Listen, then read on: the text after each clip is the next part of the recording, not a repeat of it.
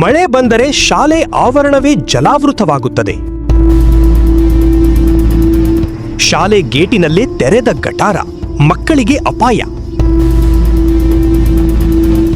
ಒಳಗೆ ಹೋಗಲು ದಾರಿಯಿಲ್ಲದಂತೆ ನಿಂತ ಮಳೆನೀರು. ಮಕ್ಕಳು ಬಿದ್ದು ಗಾಯಗೊಳ್ಳುವ ಭಯದಲ್ಲಿ ಶಿಕ್ಷಕರು. ಪುರಸಭೆಗೆ ಹಲವು ಬಾರಿ ದೂರು ನೀಡಿದರೂ ಪರಿಹಾರವಿಲ್ಲ.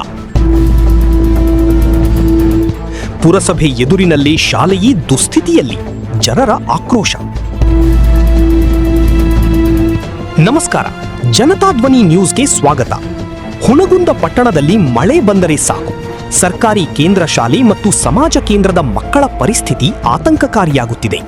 ಪುರಸಭೆ ಕಚೇರಿಯ ಎದುರಿನಲ್ಲಿ ಇರುವ ಈ ಶಾಲೆಯ ದುಸ್ಥಿತಿ ಇದೀಗ ಸಾರ್ವಜನಿಕರ ಆಕ್ರೋಶಕ್ಕೆ ಕಾರಣವಾಗಿದೆ. ಮಳೆ ಬಂದ ಕೂಡಲೇ ಶಾಲೆಯ ಮುಖ್ಯ ಗೇಟಿನ ಮುಂದೆ ತೆರೆದ ಗಟಾರ ಮಕ್ಕಳಿಗೆ ಅಪಾಯಕಾರಿಯಾಗಿ ಪರಿಣಮಿಸಿದೆ. ಶಾಲೆಗೆ ಬರುವ ಪುಟ್ಟ ಮಕ್ಕಳು ಈ ಗಟಾರದ ಪಕ್ಕದಲ್ಲೇ ಓಡಾಡಬೇಕಾದ ಪರಿಸ್ಥಿತಿ ನಿರ್ಮಾಣವಾಗಿದೆ.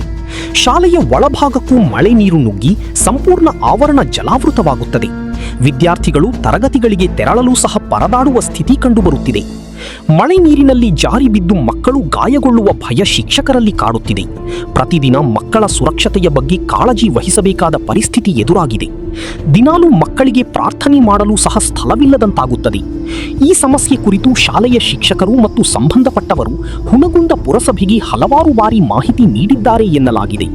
ಆದರೆ ಇದುವರೆಗೆ ಯಾವುದೇ ಶಾಶ್ವತ ಪರಿಹಾರ ಕ್ರಮ ಕೈಗೊಳ್ಳದಿರುವುದು ಪ್ರಶ್ನೆಗೆ ಕಾರಣವಾಗಿದೆ. ಇನ್ನು ಆಶ್ಚರ್ಯದ ಸಂಗತಿ ಎಂದರೆ ಇದು ಪಟ್ಟಣದ ಯಾವುದೂ ದೂರದ ಪ್ರದೇಶದಲ್ಲಿರುವ ಶಾಲೆಯಲ್ಲ. ಪುರಸಭೆ ಕಚೇರಿಯ ಎದುರಿನಲ್ಲೇ ಇರುವ ಸರ್ಕಾರಿ ಶಾಲೆ ಎಂಬುದು ಸ್ಥಳೀಯರ ಅಸಮಾಧಾನಕ್ಕೆ ಕಾರಣವಾಗಿದೆ. ಮಕ್ಕಳ ಸುರಕ್ಷತೆ ಮತ್ತು ಶಿಕ್ಷಣದ ವಾತಾವರಣದ ದೃಷ್ಟಿಯಿಂದ ಈ ಸಮಸ್ಯೆಯನ್ನು ತಕ್ಷಣ ಪರಿಹರಿಸುವಂತೆ ಪೋಷಕರು ಹಾಗೂ ಸಾರ್ವಜನಿಕರು ಆಗ್ರಹಿಸಿದ್ದಾರೆ.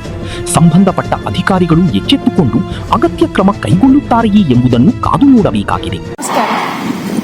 ಸರ್ಕಾರಿ ಕೇಂದ್ರ ಶಾಲೆ ಹುನಗುಂದದಲ್ಲಿ ಮಳೆಗಾಲದಲ್ಲಿ ಈ ರೀತಿ ನೀರು ನಿಂತು ಮಕ್ಕಳಿಗೆ ಬರಾಕ ದಾರಿಲ್ಲ. ನಮ್ಮ ಮೊದಲಿದ್ದ ಹೆಡ್ ಮಾಸ್ಟರು ಎಲ್ಲ ಕಡೆನೂ ಲೆಟರ್ ಕೊಟ್ರ, ಮುನ್ಸಿಪಾಲಿಟಿಯವರಿಗೆ, ಮೇಲಿನ ಅಧಿಕಾರಿಗಳಿಗೆ ಕಳ್ಸ್ಯಾರ. ಇದಕ್ಕೆ ಪರಿಹಾರ ಸಿಗೋದು. ಮತ್ತೆ ಈಗ ಮಳೆಗಾಲ ಸ್ಟಾರ್ಟ್ ಆಯ್ತು, ಮಕ್ಕಳನ್ನು ನಾವು ಕೈ ಹಿಡಿದು ಕರ್ಕೊಂಬರೋ ಪರಿಸ್ಥಿತಿ ಐತಿ. ಈ ಮಳೆಗಾಲದಾಗ ನಮ್ಮ ಸ್ಥಿತಿ ಅಂತೂ ಸ್ಕೂಲಿಗೆ ಬರುವುದು ಮಕ್ಕಳದು ನಮ್ದು ಬಹಳ ಕಷ್ಟಕರವಾದ ಪರಿಸ್ಥಿತಿ ಐತಿ. ಇದಕ್ಕೆ ಪರಿಹಾರ ಅಂದ್ರೆ ನಮ್ದು ಇದನ್ನೆಲ್ಲವನ್ನು ತುಂಬಿಸಿ ಲೆವೆಲ್ ಮಾಡಿಕೊಟ್ಟು ಸಮತಟ್ಟಾಗಿ ನೀರು ನಿಲ್ಲಲ್ಲ ಅಂತ ಹೇಳಿ ಇದನ್ನೆಲ್ಲ ನೆರವೇರಿಸಿಕೊಡ್ಬೇಕಂತ ನಾ ಎಲ್ಲ ಅಧಿಕಾರಿಗಳಲ್ಲಿ ವಿನಂತಿಯಾಗಿ ಕೇಳಿಕೊಳ್ಳುತ್ತೇನೆ.